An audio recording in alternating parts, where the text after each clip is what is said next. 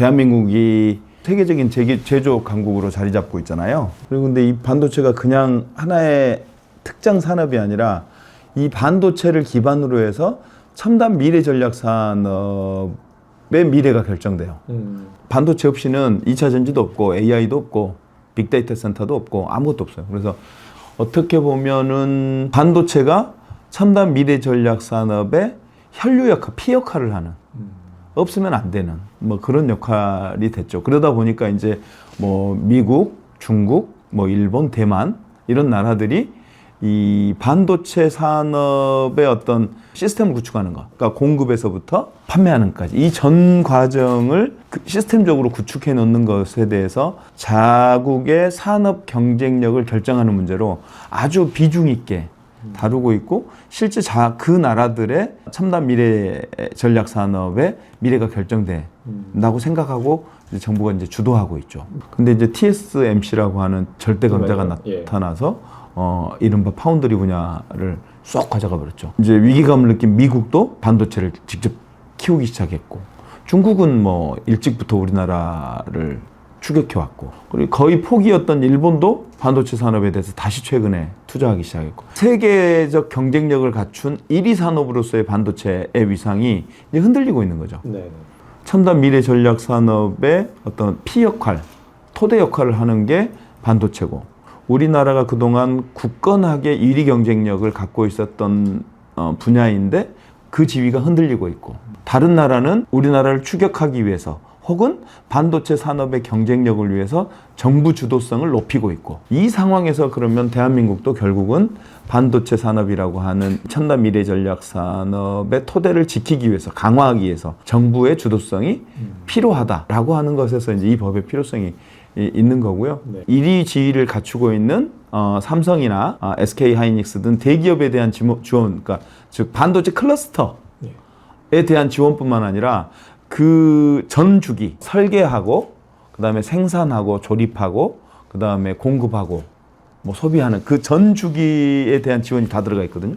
그러다 보니까 지금 반도체 산업의 세계 경쟁력을 그대로 유지하기 위해서 삼성이나 SK 하이닉스가 지금 하려고 하는 뭐 평택, 용인, 이천 반도체 클러스터의 핵심 SOC, 그러니까 예를 들어서 전력, 전력망, 용수, 도로, 폐수 이런 문제를 정부 주도로 지원하도록 하는 내용이 포함되어 있고, 또 한편으로는 이제 팹리스, 이 반도체를 설계하는 회사들이죠. 네. 다 규모가 작아요. 팹리스라든가 반도체의 소재 부품 장비를 납품하는 중견 회사들, 그 다음에 AI 벤처들, 인공지능을 연구하는 벤처들, 이런 데를 다 지원할 수 있도록 그 내용을 포함하고 있는 거예요. 반도체 전 주기를 지원하는 법이기 때문에 팹리스에 대한 지원이 반드시 있어야 되거든요. 왜냐하면 이게 설계하는 역량이기 때문에. 그래서 이제 이런 삼성이나 SK 하이닉스 등 반도체 1위 경쟁력을 갖고 있는 기업에 대한 지원뿐만 아니라 팹리스, 소부장, 그 다음에 AI 벤처들까지 지원하는 내용을 담고 있어서 전체적인 반도체 산업 생태계를 좀 정부 주도로 정부가 지원하는 체계를 구축해서 이번 기회에 구축하게 될 거다. 뭐 이렇게 말씀드리면 좋을 것 같아요. 중국이나 미국이 지금 엄청나게 이제 이 반도체 산업 관련한 산업들을 키우고 있고, 일본이나 대만은 뭐 TSMC는 뭐 삼성을 능가하는 기업이 이제 돼버렸는데, 그런 어떤 국제적인 세계적인 경쟁력을 확보하는데 정부가 꽤 큰 도움이 될 거다. 왜냐하면 가장 큰 게 아까 얘기한 대로 이제 이 반도체 지원 특별법의 핵심 내용 중에 하나가 핵심 인프라를 정부가 지원해야 한다라고 의무하고 있거든요. 근데 그동안 사실은 수익자 부담의 원칙 이러면서 기업에 전가시켰단 말이에요, 그 부담을. 근데 그거를 전부 또는 일부를 정부가 지원해야 한다로 의무 규정을 한 것이어서 기업의 부담이 그만큼 줄겠죠. 연구개발 분야라든지 인력 양성 분야라든지 그런 분야에 좀 더 집중해서 투자할 수 있겠죠. 그러면서 어떤 핵심 인프라는 정부가, 그 다음에 기술을 개발하고 인력을 양성하고, 그 다음 그걸 판로를 개척하고, 이런 문제는 기업이 이런 어떤 원활한 역할 분담이 균형 잡힌 그런 것들이 마련되겠다, 이런 생각이 듭니다.